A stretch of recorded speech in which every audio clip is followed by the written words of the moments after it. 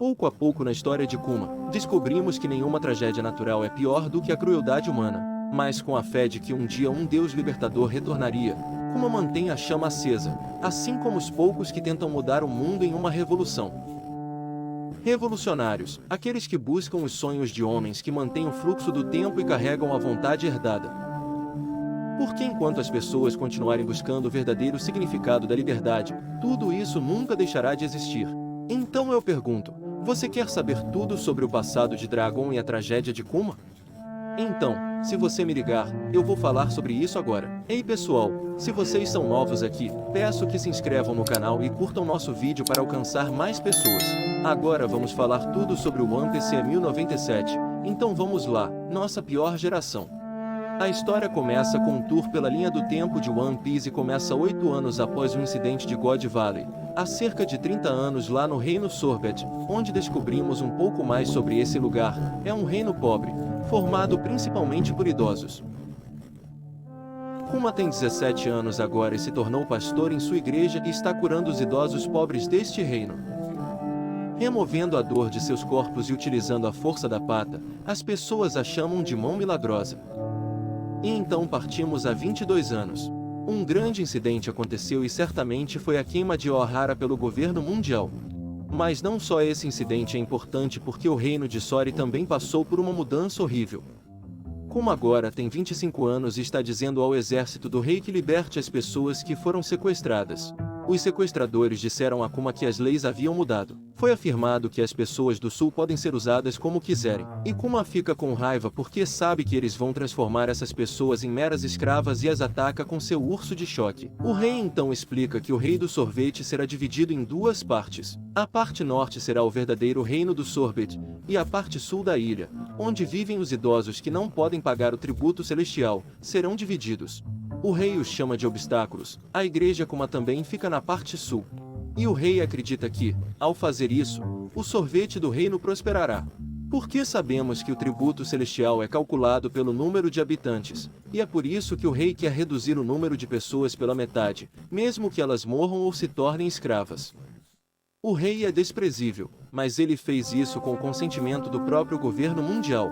Em uma cela de prisão, vemos que Kuma e Jenny foram presas, mas de repente elas chegam ao exército da liberdade. Ataque o rei do Sorbet. Dragon e Ivankov aparecem e convidam Kuma e Jenny para mudar o mundo. Surge então o famoso exército revolucionário que teve repercussões em todo o mundo. Dragão, que ainda faltam fundos para seu exército e que ele quer que revolucionários ajudem facções rebeldes em qualquer país que queira depor seus reis. Ele também quer treinar novos recrutas e manusear adequadamente as armas e ensiná-los a lutar, e com uma pergunta como Dragon sabe tanto sobre armas. E então, temos a revelação deste capítulo. Dragon diz que era um fuzileiro naval e que lá não encontrou a justiça que procurava. Confirma nossa teoria de por que Sakazuki odeia Dragon e sempre chamou Luffy de filho de Dragon. Aposto que eles foram melhores amigos durante seu tempo na marinha, e talvez um Kino esteja apenas decepcionado com a forma como Dragon pensa sobre justiça. Pode ter sido uma amizade que foi arruinada por um incidente específico no qual os dois tiveram reações muito diferentes. Ku diz que seguirá Dragon. E Dragon também diz, ele não o fará se arrepender dessa decisão. Kuma volta de vez em quando para visitar sua pequena igreja, portanto, temos mais 8 anos passando na história. Há 14 anos, em um determinado reino, vemos Gianni. Ela agora é comandante do exército oriental. Ela está muito feliz porque eles se juntarão à equipe de Kuma no dia seguinte. Mas então vamos para a sede geral do exército revolucionário, na ilha de Baltigo. Alguém relata a Monkey D. Dragon que Ginny foi sequestrada por um inimigo inesperado. Chegamos a 14 anos na história e nada de Bonnie aparece. Parece que Ginny e Kuma não se casam e ela ainda o ama. Então Bonnie poderia ter nascido depois disso e realmente ser uma criança. Mas isso também leva a várias teorias de que talvez Bonnie não seja filha de Kuma e Jenny. Ela poderia ser um clone de Ginny criado por Vegapunk, e Kuma a adotou como filha.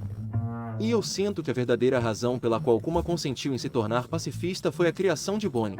Eu até acredito que Kuma e Evakov podem ter sido capturados ao mesmo tempo em uma tentativa de resgatar ou vingar Ginny e Evakov foi expulsar, enquanto Kuma aceitou o acordo do governo mundial.